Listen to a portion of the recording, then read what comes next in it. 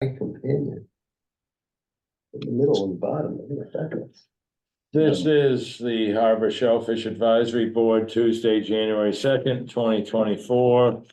I will begin with the script for remotely conducted and or hybrid meetings. This is a Zoom hybrid meeting allowing the public to participate. All questions should be directed through the chair. Attendees must register. The registration link can be found in the description of the Nantucket Government TV YouTube live feed for the meeting. Please join in listening mode and click the raise hand button if you wish to speak. Confirming member access, identifying I am the meeting manager, the chairman, Andrew Lowell, support staff. I will confirm that all members are here and present and can hear me. We have Peter Brace. Present. Scott Anderson. Present. Dave Bossy. Present. Ginger Andrews. Present. Do we have Dave Franzuto No, we don't. or Jim Sherlin? Nope.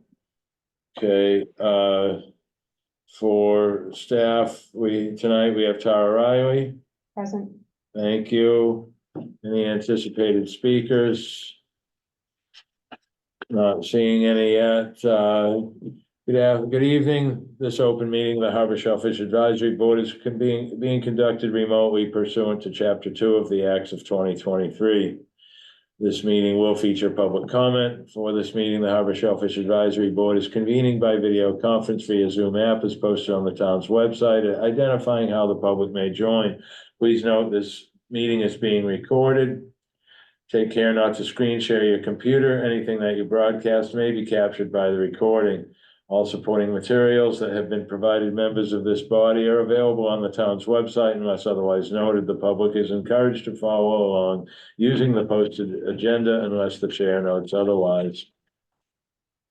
The chair will introduce each speaker on the agenda. After they conclude their remarks, the chair will go down the line of members inviting and planning to provide any comment, questions, or motions. Hold until your name is called to speak. Remember to mute your phone or computer when you are not speaking. Remember to speak clearly and in a way that helps generate accurate minutes. Any response, please wait until the chair yields the floor to you and state your name before speaking. If members wish to engage in a conversation with other members, please do so through the chair. After members have spoken, the chair will afford public comment to those members of the public that have joined the meeting via Zoom. Members of the public who wish to speak must state their names, be acknowledged and speak through the chair. Any vote taken in this meeting tonight will be conducted by a roll call vote. This is the Harbor Shellfish Advisory Board, Tuesday, January 2nd, 2024. Do we have an approval of tonight's agenda, please? So moved. Second. Motion's made by Mr. Bossy, seconded by Mr. Anderson to approve tonight's agenda. All in favor, Mr. Brace? Aye. Mr. Bossy? Aye. Mr. Anderson? Aye. Ms. Andrews? Aye.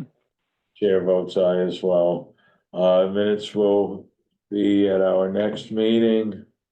Marine Department report. Do we have any representation? We do not. Natural Resources report. Tara Riley, please. I don't have much to report because we're just getting back from Christmas break and everything, so we haven't connected with the department yet, but over Christmas break, we tore out the hatchery ceiling because we had some leaks, and it was also made, they installed the wrong type of drywall for that type of environment when it was originally installed. And so over the course of a few years, it's been sagging and molding and causing problems. So we decided to rip out the bad part of it and live with it for a year until we can decide on a better material for the environment. So there's that. We are still waiting on the bioreactor to arrive on island. It was supposed to be here on the 19th and it still has not arrived. So we're waiting on that. And I met with Samantha from the Shellfish Association before break, and we talked about getting the fishermen together in the next week or two to do a move of scallop seed from Bash Shoal over to Matticat And we have set a goal of, 3 or 4 different areas, using Dan Pronk's boat as kind of a mass move of all the seed. Looking at the weather though, today it's getting cooler, so in the 30s and stuff, so I don't really know if it is gonna make sense to tow up a bunch of seed and then hold it on a boat to move it to Mattakit if the temps are pretty low. So we're gonna have to revisit that conversation and just keep an eye on the weather. And, you know, there's a chance that maybe we might have to push it later towards March. I don't know. We'll just see what the weather does. So it would have been nice to do it, you know, like last week or over break when it was in the 40s and 50s. But we don't have that right now. There was a stranding on the 20th of December. There were about 250,000 seed on shore up in Wawinnett. And we kind of found that it doesn't really matter the wind direction when you have that much seed. It's the high tide and the swirling around in the head of the harbor will strand the seed anyways. Because you go to all the locations where you think the seed would strand and it's not there, and it's in a complete opposite direction of the wind. So that day we weren't able to save any because the weather, it was very windy. It wasn't safe for our skiff, and also the area up in Wawinnett that allowed access onto the beach was completely flooded. So there wasn't a way to get any gear on the beach or anything. So we knew that there would be some losses this year. You can't save everything. So we just, you know, counted it and we're adding it into our calculation. And, you know, we'll continue to monitor everything as the wind events come and go. We have a conference next week where we're presenting our research on our spat line collection and our spat processing system. And I'm also presenting some work on the scallop surveys and the fishery in general. And this is for the Northeast Aquaculture Conference that's in Providence, Rhode Island. I think that's it. We haven't lost any days to fishing for weather. And I don't have bushel counts for December yet. Okay, question. Mr. Brace? This seed size does it have bearing on your ability to move it? So if you get, because I've seen the seed that you've been moving. And so then you get to March, though, I guess it's not gonna really wake up, but still, if it gets bigger and bigger, does that mean you're moving less and less of it? Yeah, I mean, theoretically, it shouldn't grow that much in temperatures like this. Right now, it's the stuff on Bass Shoal is the biggest, so it's, you know, like a 50-cent piece is pretty big. So we just do counts and then we figure out how many we're moving, how many are in a bushel based on that count. But, you know, if we can just get one load over there, I think it'll be really good. And then in the spring, NRD can go, and if the stuff is still looking good, we can move stuff in for the recreational folks after the wind dies down closer to shore. Thanks. Board members? Mr. Questions? Chairman? Oh, wait, I have one more thing. Sorry, Ginger. What are you gonna name the reactor? You gonna have a contest? We will have a contest, another contest. See. Sorry, Ginger. Ginger, please. Oh, thanks, Andy. I was just gonna comment that the salt water doesn't really start to congeal until it gets to like 28. So, you know, I wouldn't worry too much about moving it in the upper 30s. If it gets too warm, this stuff might be, you know, if the sun is on it, it might dry out. So, you know, up to you guys. It's just, you know, just an observation, that's all. Thank you, Ginger. Tara, the conference, is it open to the public? Yep, well, no, you have to register for it. Right. Time and date? It starts on January 9th and goes through the 11th. And I can send you an agenda if you'd like. This sounds interesting. And I'm sorry, held where? It's in Providence, Rhode Island. A building? I can send you the information. All right. I'm not sure Thank you. And exactly. check the commute because the bridge is out there from 195. Okay. Drywall failure. I can't think of a drywall, even the moisture resistant type, that is actually It's gonna survive effective that, in moist areas. Even So board? I hope you can find a solid substance not consisting of gypsum. Well, we used vinyl sheeting in our last hatchery. That was stuff similar to what they use in bathrooms. Just worried about like the off gassing and stuff, cause problems. But Duroc. Hmm. How about Duroc? I don't know much about it. Oh, that's a cement board for versus underlayment for tile. It's a cement board, basically. Cementous underlayment, so like if you're doing the Yeah. bathroom or whatever, you put that down first and then And then you seal the joints with cement, Okay. basically with thin set cement. it comes in sheets, like Yeah, about 4x4 sheets. half inch. See, I need you guys to come down to the hatchery and take a look. Yeah. I can bring some of that product. Okay, Well, the other issue is does it have to be fire resistant because of the different use upstairs? I'm not sure. Yeah, Yeah, which Duroc is, but, Yeah. right. yeah. That'd be an interesting solution, Duroc. It's got like, it's got this, I think it's nylon. It's got webbing in it and then they lay the concrete down on it, makes it really. I used to, It's brittle but strong. yeah, I used to do construction and when you had to remove the Duroc and put something else down, first of all, the Duroc was stuck to the floor with some horrible glue called PL 400, and then you had to chip that away, and then little pieces of Duroc would come along, so it's, but if you're putting it up on a ceiling, those sheets are heavy. You just put it on lift. You use a sheetrock lift, Yeah, push it right up there and screw it in. Yeah, It's still a job, but, yeah, it's an interesting solution, but Joe, especially if you need the fire. tech guy should know, right? Joe should know.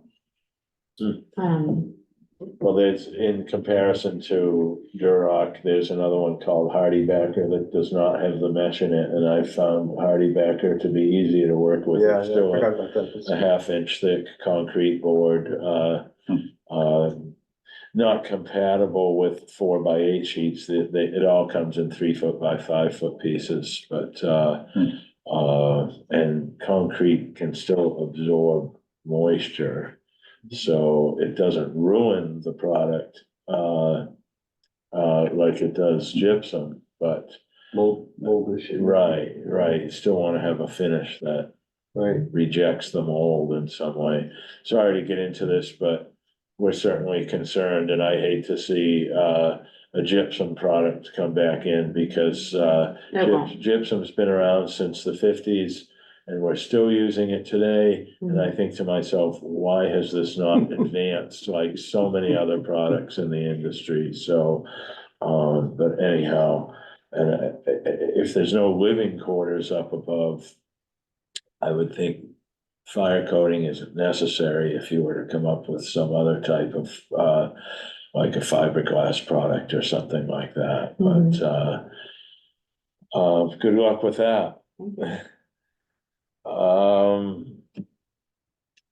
Any other questions for natural resources? Nobody from the public, old business, seed management and red flag days. We kept this on here, kind of, it's a hot topic. Last month, and we as a board voted to approach the select board about authoring an article for compensation. And I felt it was best to speak with Mr. Carlson about this before bringing the suggestion to the select board. I'm glad that I have. It sounds like there could be some difficulties in cutting paychecks through NRD directly to fishermen. And we're gonna have some more discussion about other manners of compensation, possibly back to vouchers for extra boxes for those who do participate. If the board feels differently about this, seeing as we took a vote on this in particular, I'd like to hear that now, I guess. Otherwise, we're going to like discuss this more with Jeff. And also JC will need to be in the discussion as well, because in particular, he's the one discouraged with the voucher program. So possibly we can get any bugs out of that exists there and return to that approach. I can't speak for the NSA, but I think the NSA, Nantucket Shellfish Association, has its its eye on this and wants to help out in any way they can in alleviating any stress to the fishermen. So Andy, I think we have to find another vehicle, because what happens when you issue a check to somebody, they become an employee of the town. exactly. Exposing workers' comp, Yeah. general liability and stuff, but. No, we use election workers every year, right? Multiple times a year. They're not employees. The only requirement is as soon as it hits $800, they send in a 1099 or it. That's the only thing. They're all It's an just independent treated contractor. independent contractors, yeah, with no reporting until it hits, I think it's 800 or 850, and that triggers it, and then they'll send in, they just send a 1099, so you gotta report the income. So, Okay, so they Well, do that that- all, the town does have a path, absolutely, uses it all the time. Every year, so for election workers. okay, all right. I didn't know the So you're 850 you're rule. one. Yeah. Yeah, Okay. right, Um, right. chances are, I mean, if there are two red flag days and might we grow. come up with $500 a day in compensation, then. Financial people would require a social security number before they'll issue the check, the second check. I can tell you from experience, and then they just send you a 1099. I don't think NRD they wouldn't even be involved. This is a town, this is the finance office in this town does this, Okay, so. how does the board feel on Mr. Ch- what we voted on? Ginger, did you have a comment? Yeah, I was just gonna say that, there may be some special exemption for election workers that doesn't necessarily exist for moving scallop seeds, since it's a fairly uncommon municipal expense. And I don't know if the town would consider making a donation to the Shellfish Association for that purpose. And then, the town is funding the nonprofit, and then it's the Shellfish Association's headache, but it might just complicate things more. I don't know. Well, no, that's good idea and good information as well, Ginger. Basically, I guess, I was, had a lot of excitement about this and felt like it was time of the essence, and maybe really, more discussion and the proper avenue needs to be discovered here to be presented to the select board. If we present anything to the select board that we want them to move forward with, they want the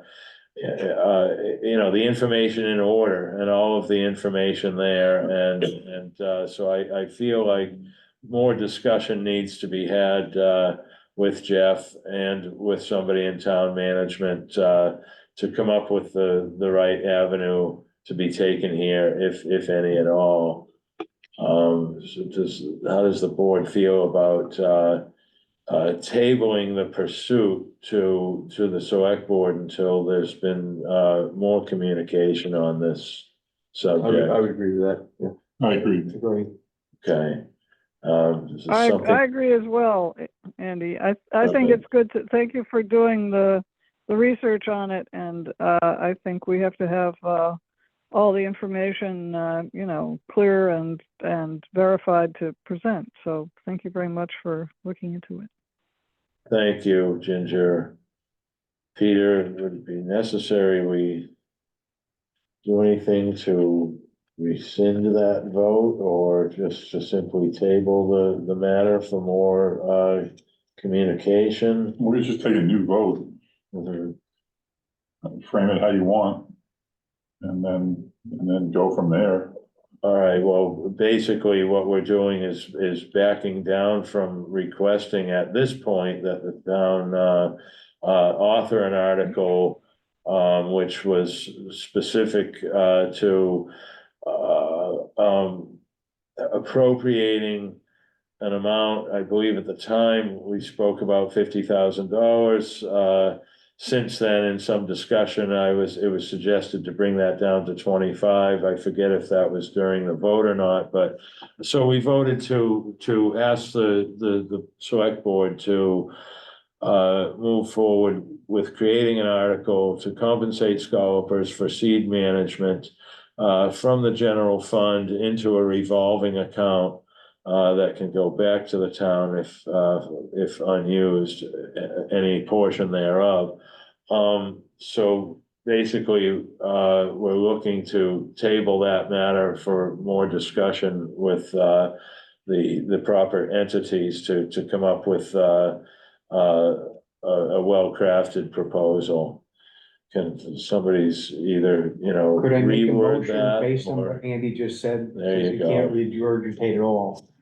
That'd be my Okay. motion, So- like he just, So the motion then is to table the motion that we passed last meeting and to, in favor of further discussion, so we can rework the compensation plan, so we can do further research. Correct. That the motion you wish to make? yes, that's. I'll second that motion. All right, the motion's been made and seconded. I think, is there any more discussion? Thank you. Take a vote, all in favor, Mr. Brace, All right, Mr. Bossy, Aye. Mr. Anderson, Aye. Ms. Andrews, Aye. chair votes aye as well. Anything else we want to take up at this point in seed management and red flag days? Any comments, discussion, questions while we have our town biologist here? Okay, not seeing or hearing any, I will move forward with, speaking more with, Mr. Carlson about this and, this and Erica Marie as well. Harbor watershed outreach and ideas. Mr. Brace and I felt it was best we set a workshop date. And we still have a school teacher that was interested in being involved in some outreach through the school system itself. Of course, be a wonderful avenue to get some information out there. Any thoughts on scheduling during a meeting time? Do we schedule a workshop meeting separate from one of our first or third Tuesdays of the month? pretty much open whatever we wanted to do, Mhm. you know? Obviously we take some time and think about a date and then, Mhm. All right, so, think about that date, let's not, here we are, the beginning of the year, and we kind of, how do I put it, we put a lot of things on our plate for this coming year, so let's try not to be overwhelmed, but be able to, comb through them and get some things done. I think it's a matter of doing some homework, reaching out, to who is available to us and, to help with this, the NSA, of course, involved, as well in some way, shape or form. So, basically, I imagine we need to create a presentation, kind of like we already did, and mirror that and, spread ourselves out, so to speak, to the school and to wherever else we can possibly get some information across to where it's important. And practice giving the presentation. And if all the board members are gonna be involved, then we would have some sort of script, how we are each involved. There's, among the 7 of us, one person. Some of us are gonna be better speakers than others. Mhm. Well, and. Plan how we're gonna do it when we get there, so that we don't just fumble around and. Mhm. Yeah. Okay. So we'll come back to that. If anybody's thinking about it tonight and for the end of the meeting, if you wanna make a suggestion on setting a workshop time, please speak up. Anything new on green crabs? Nothing new at this time. Okay, no reports on No. what I've they still been caught trying to and, track down RJ, and he's been elusive, but he should start doing some of his hikes and with Neil Foley, so I do those and I can corner him out in the woods. He's Okay. on island. I saw him at the bird count. So Okay. I'll we're all Keep pursuing. groggy after the holidays, Mm. so people are trickling into their jobs, and today's the first day back from all of that, so. yeah, I don't believe No, the select board doesn't meet tomorrow. As far as I know, they're waiting another week, so. Harbor Action Plan recommendations. And I think we have to hold off for Dave Ronzuto on all of this. everything following that, Dave's, ferry embarkation fee, alternate ferry pier, petrol landing. I might just jump in here, Yes, because I knew that there was a hearing that had to do with petrol landing in December. I texted, Jesse Bell, the executive director of the land bank, to get an update. And she said, council presented, she thought it went well. A junior attorney from opposing counsel's firm presented on the other side. The decision will take a few months to be issued according to the attorney. So anyway, that kicks it down the road even further. A lot of times it take 120 days or so to come up with a decision, if not longer. But then if the decision is in the land bank's favor, the other side could go, oh, I want to appeal that. And there we go again. So hopefully it's something definitive. I don't know how they stop the cycle, but so a hearing has taken place. right, I think it was December. Let's see. I thought it was gonna be the 20th. Yeah, it was, yeah. I have to look back to what she said, but I know it was in December. Okay, we'll look forward to that. Thank you for contacting.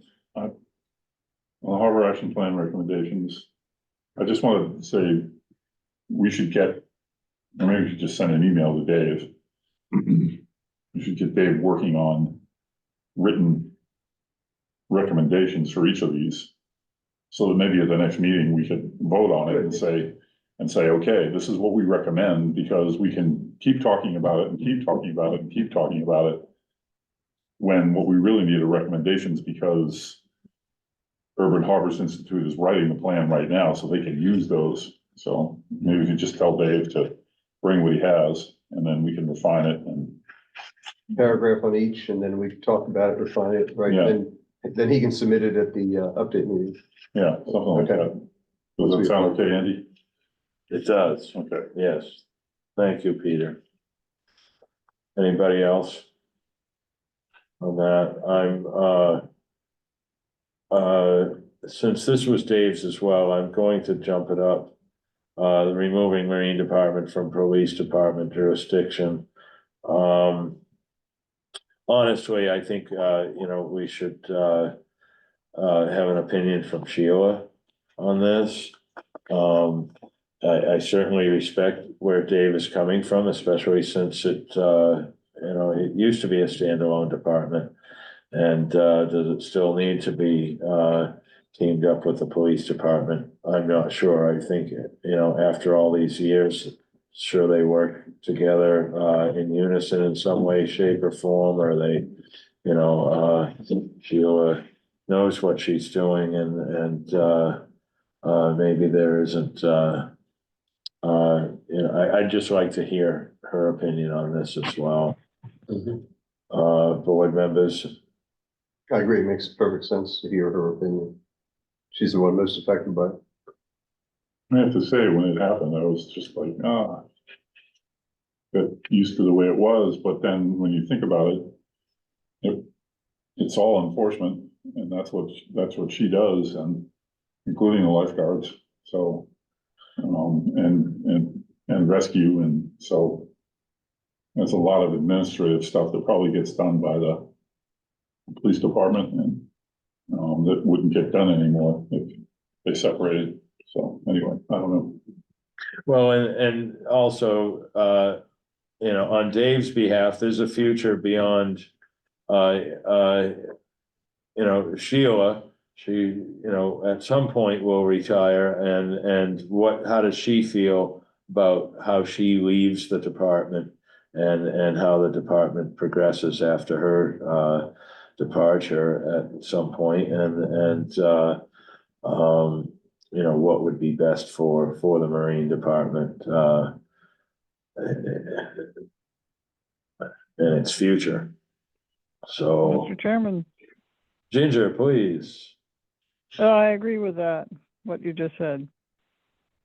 So thank you, Ginger. So maybe we'll get, more of an explanation from Mr. Fonzuto, and also, an opinion from Sheila, so.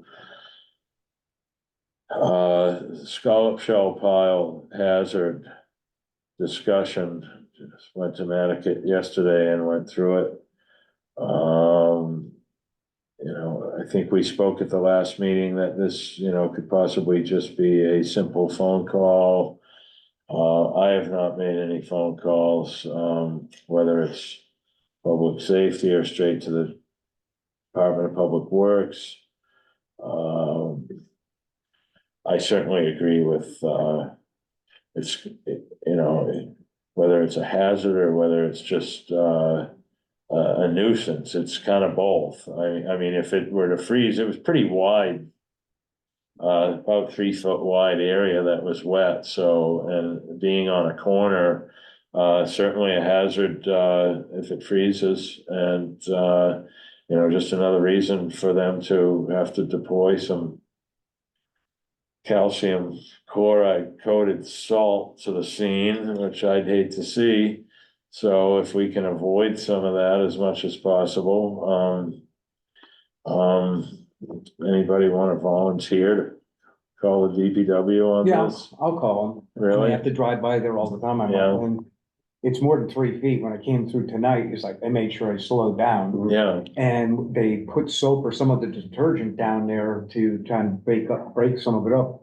But it's probably easily the width of the road. yeah. Couldn't they simply just grade a drain off and drain that into, I mean, that, as opposed to moving the pile, which is a really convenient location Yeah. for them and for everybody else, as opposed to where it used to be. It's just grade off a little drain of some kind. I can't imagine there's a. The land EPA slopes down from that side of the bike path. Well, they So- might have to penetrate the asphalt. Yeah, I mean, and there's gotta be a way that you But- can prevent that from getting to the road, right? I would think. Even the so. driveway, right, penetrate the road Or driveway. at a berm. To the Right, or berm, asphalt yeah. To But shed it it. really should be just a simple grading of some Yeah. kind, or drains. It's the way they leave it is so the bucket loader can just go and. Yeah, But maybe they could open the gate and have the pile be further back in. And once it was back in there, maybe the grade would change and the stuff would flow back into the dump. With all the material and equipment they have inside that they'd have to gate, move the whole fence, the they'd gate back. move the gate back is what they'd have to do, yeah. Yeah. Or create another fence, beyond that. Anyhow, let's try to get them to solve it and we'll just suggest that they solve it. I will stop in there and chat. Not up to us to solve it. They should be able to figure out water flows downhill. And, You had your hand up.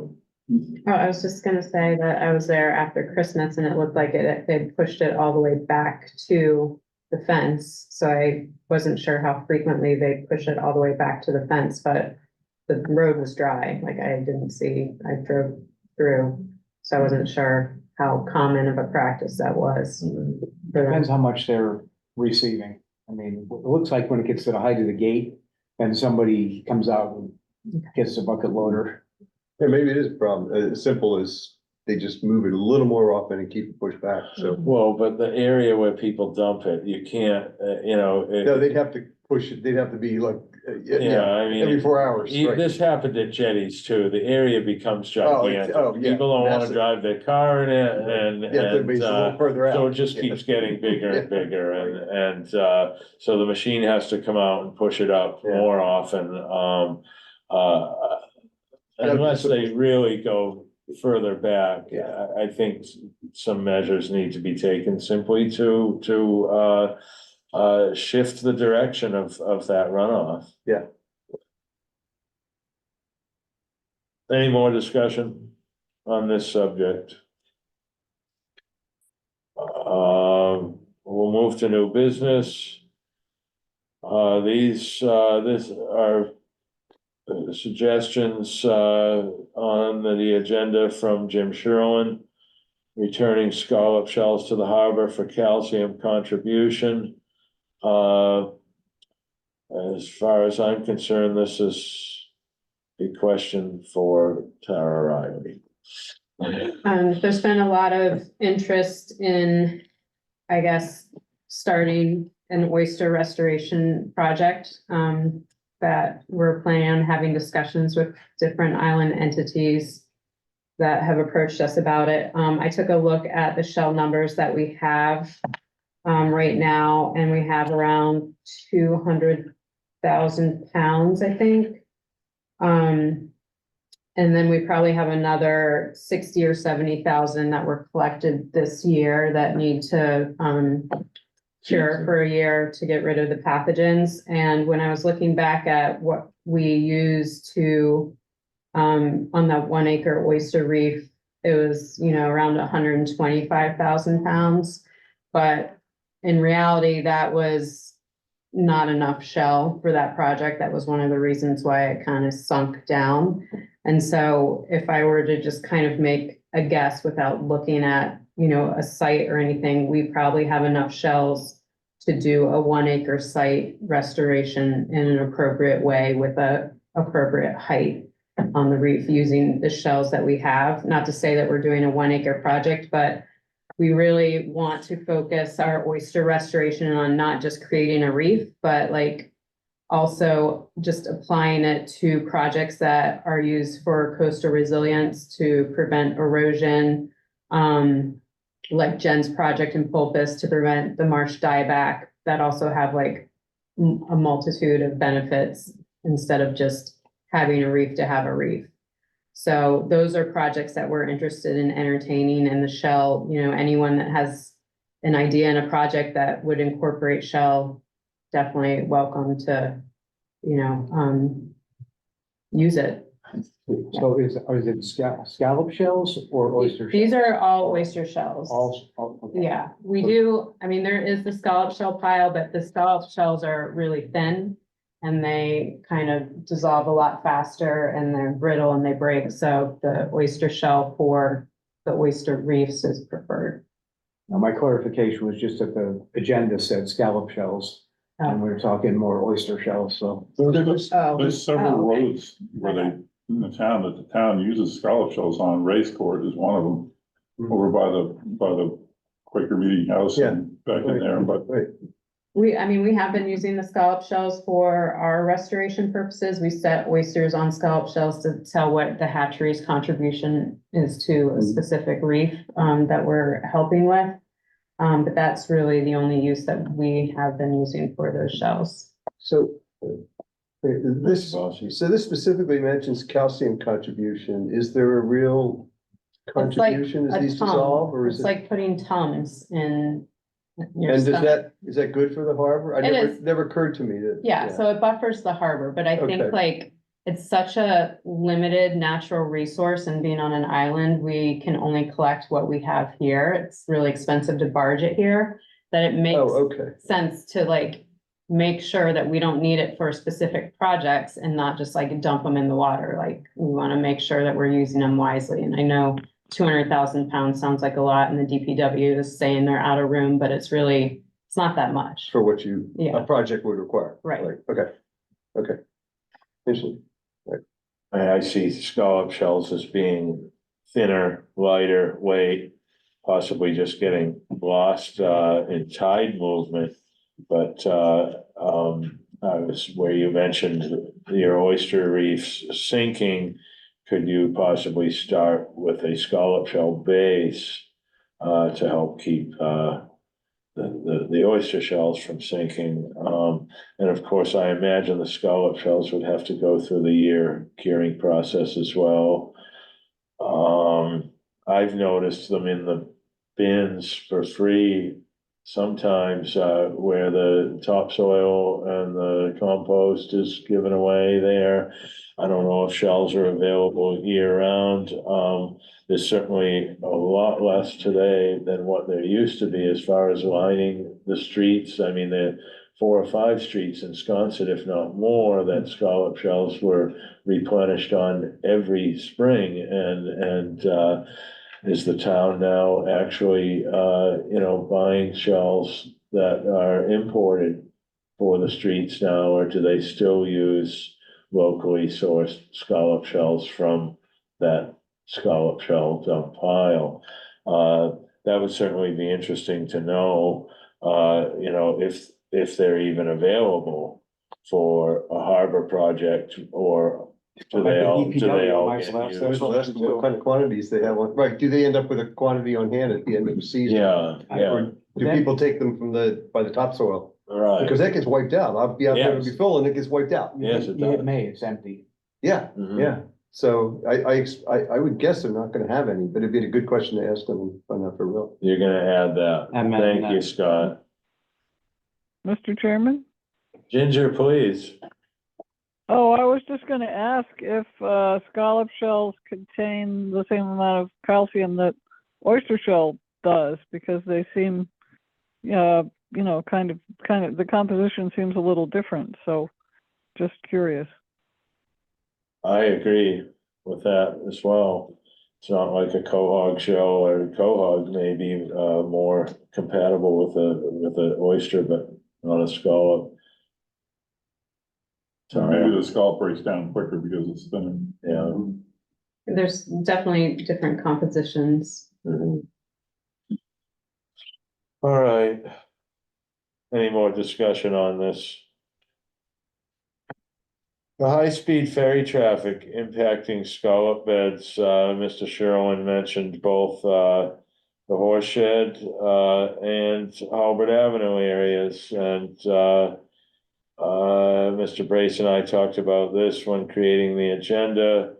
I guess we've sent this, or who is it? It's been like, an annual request through Sheila. Sheila usually, the last time we did it, and then we informed Sheila that we were doing it. Or I think she was at the meeting that she said that she did that every year.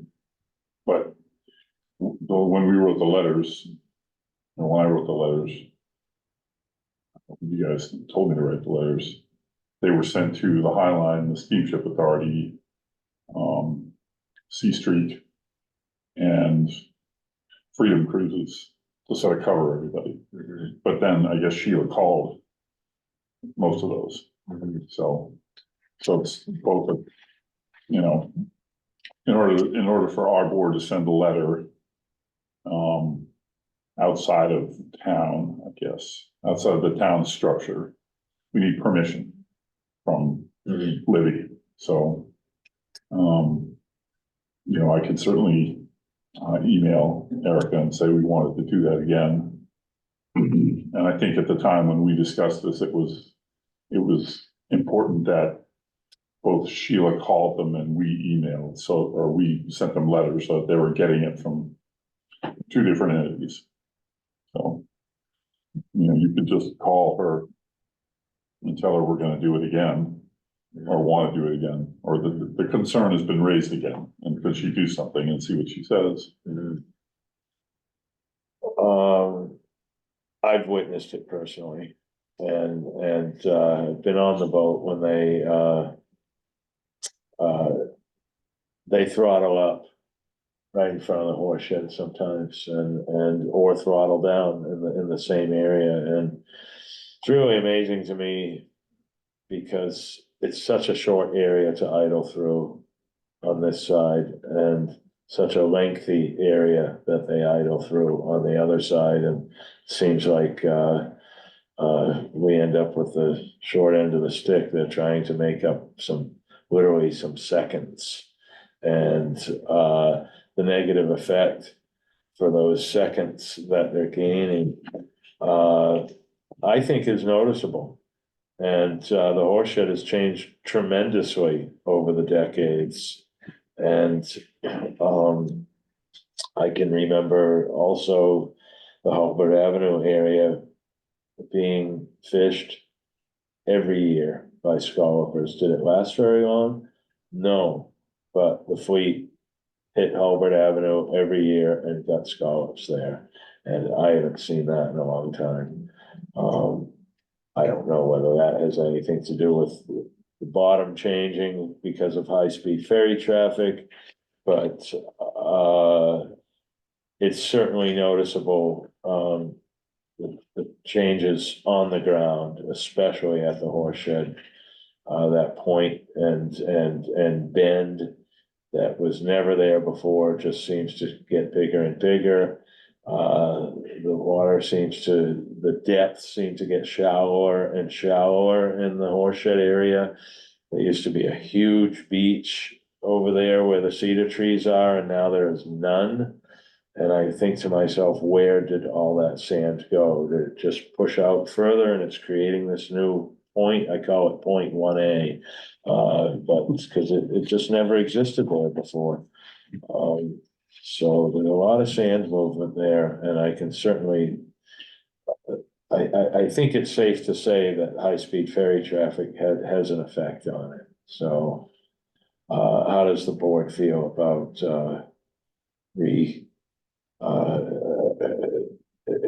getting in touch with Sheila about this once again? I would start with her before we do a letter and see what she said. If she wants our support, then we can go request a All fee right, performance. I'll take this one, I guess. I'll call Sheila. And this may be another I'm opportunity. gonna ask her as well about removing the Marine Department from the Police Department, and if she'd be willing to That'd be come in and good. speak on that. I'm sorry, Mr. Brace. Might be another opportunity to make a recommendation to the Harbor Plan Group and have this permanently put in there. Mm.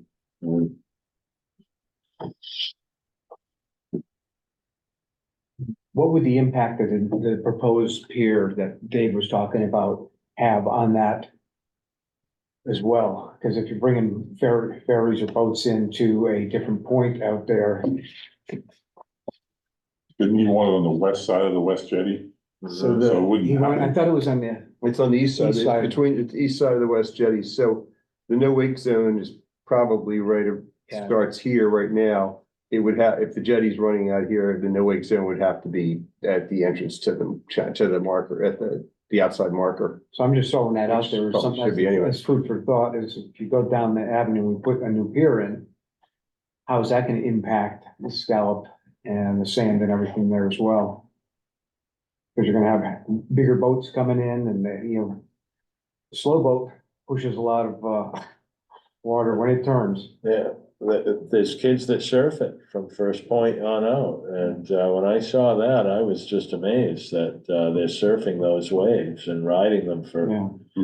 They could, it looks like they could go all the way to Hyannis still. So that was just doing food what for they're thought doing, about- but I contemplate- I have a few things I want to say. I think it's, I think definitely contacting Sheila about enforcing the no wake zone. And then I personally would love to see a push to have the no wake zone extend to the end of the jetties. They do it in Hyannis where they go very slowly in, and they just slow down right when they get to Brant Point. And the wave energy is just creating turbidity. I'm sure it's causing problems with eelgrass. I would love to know what sort of information would be convincing enough to make them make that change, whether it's measuring, the eelgrass retreat in those beds or the turbidity. It's something that I really want to work on and I feel passionate about, just because I'm right there on the point and I see just with every fast ferry and the increase in ferries, I think it's a huge problem. And I don't know a lot about, ferry transportation and logistics, but, in my mind, I'm like, can't they just speed up in the sound to make up that time that they slow down? I don't know. But that's just my thought. And that's something for the harbor plan that I'm gonna really push as a priority for investigating to see if that is something that we can do. And maybe it's worth getting one of the Highline owners to attend one of our meetings so we can plead our case. So Tara can say what she said, we can say what we say, maybe Sheila would be there. That's if they would attend, but, if they know that it's gonna go into the harbor plan. I mean, I think the harbor plan is the better approach to it, and I'd just like to make a note in the minutes that when we do discuss these paragraphs, gonna ask Dave to come up with, that we add a paragraph into this to support natural resources on this. That we make sure we do the same thing. I think we, in my opinion, do both.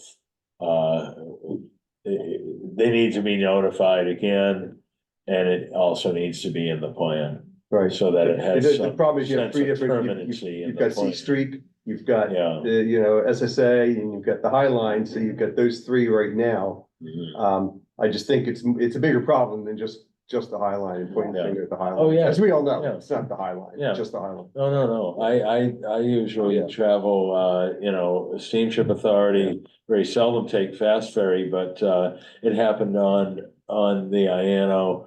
As far as, the slow boats go, honestly, they're usually about 8 minutes early.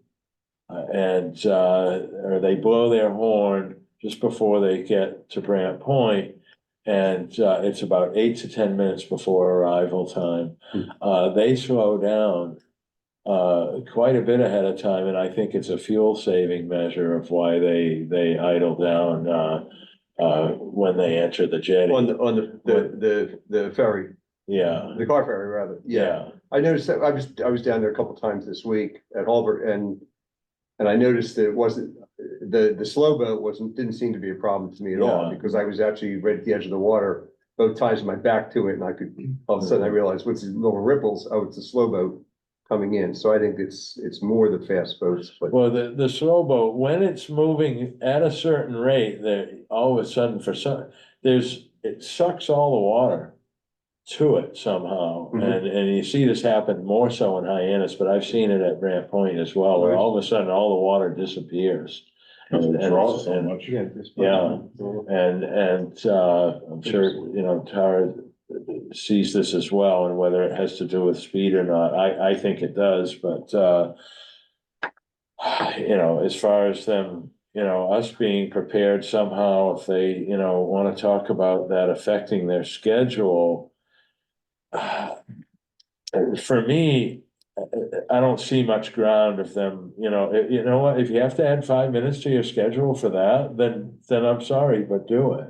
Because it's just not fair to our end of things here. We all know when they slow down in Hyannis, and it's at a very safe distance away from any Anything. fragile habitat areas like we're concerned with here.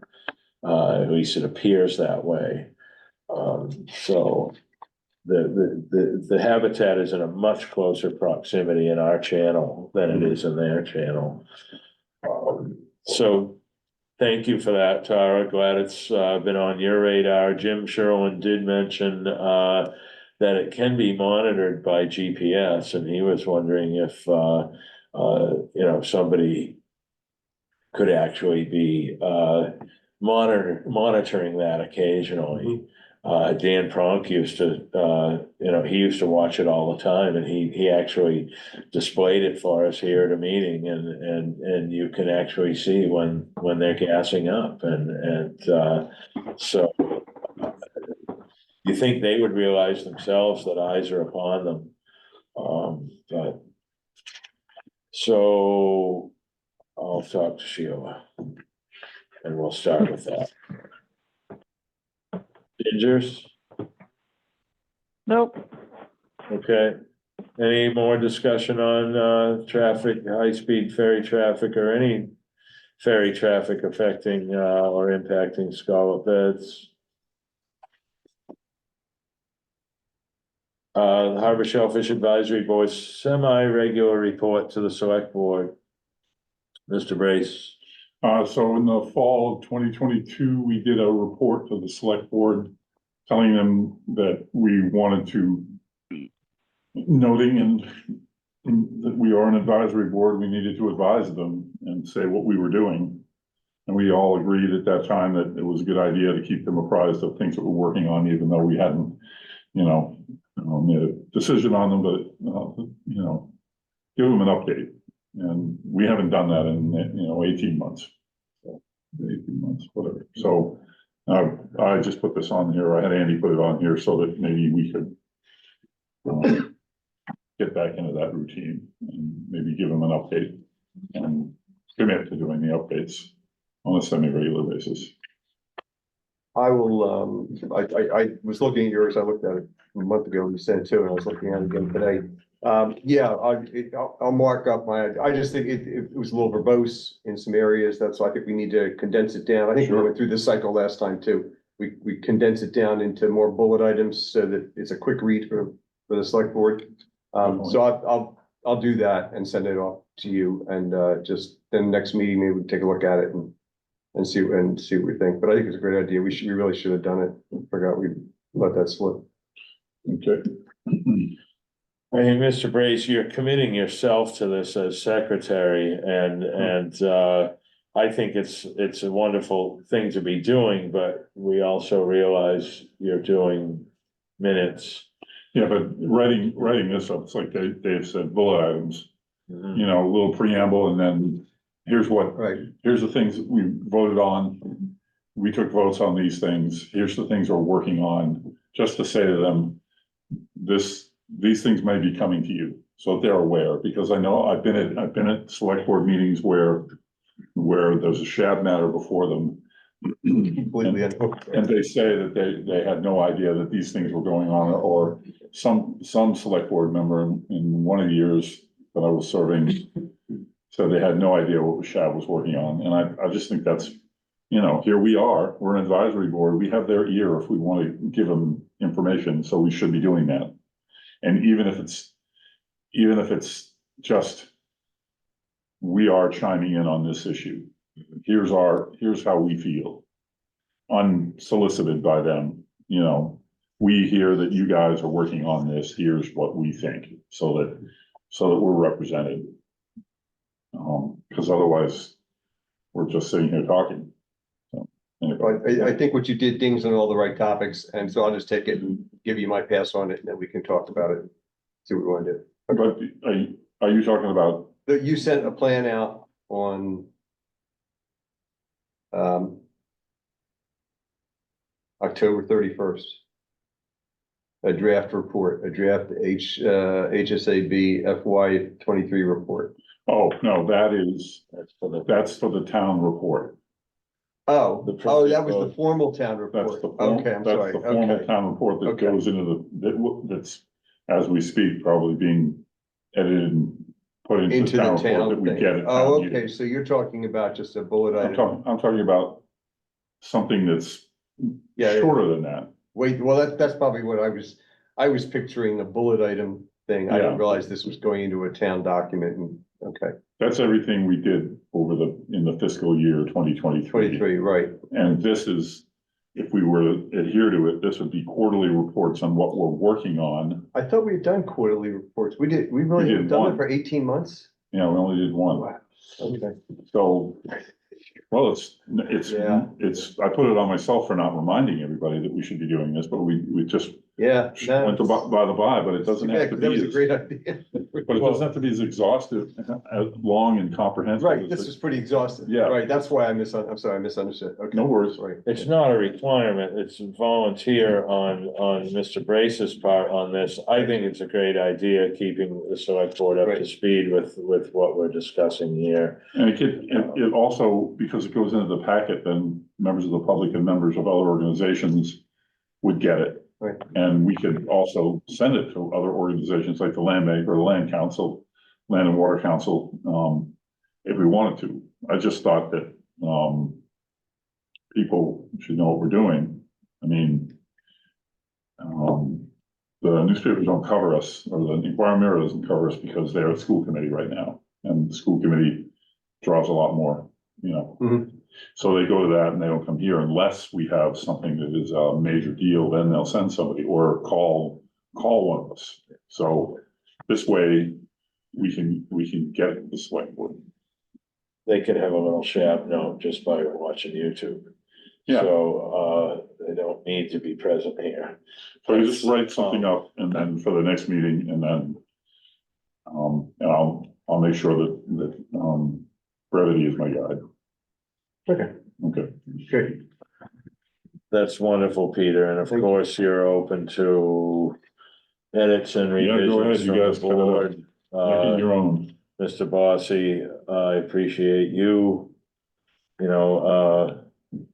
being, forthright with that. Look over Mr. Brace's work in case some of us Sure. don't, and, speak for us all if you wish. I think these reports are, I'll say it again, a great idea, and we should be keeping up with them. If quarterly is too much, at least, 2 a year. Right. Any other discussion? I'm not seeing Coastal Resilience Advisory Committee update. I'm imagining it's the board, or the committee not meeting anymore. Did we forget to put that on the agenda? We forgot to put it on the agenda, but there really wasn't much, so Okay, we can hit it next time, because I think we'll have a meeting next Tuesday. okay.